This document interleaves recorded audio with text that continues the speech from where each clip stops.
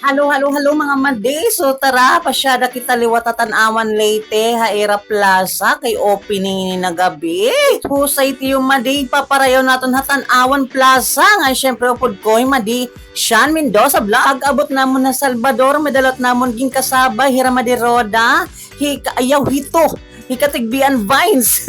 Nandila harumame kay medan niya upod na bugoy agidaw. Ini naman nunuha.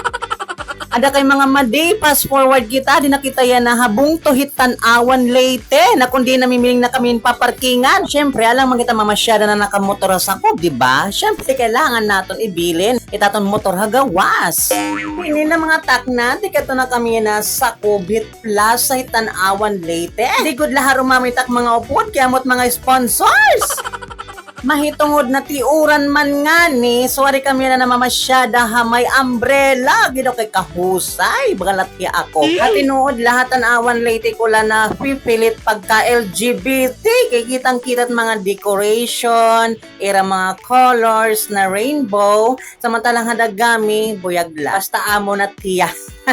Didiliwat namon nakitan, iba namon ng mga kagrupo on the heart of waray noon.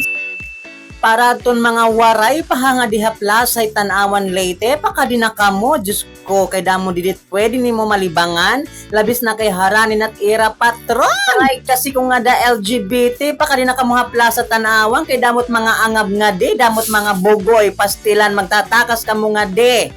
After namon pamasyada, nag-chill-chill anay kami nga di pwestot amon sangkay ya Ate Roda. Nan syempre nag-enjoy ang iyo maday, hinagabi bisan nahubog ako.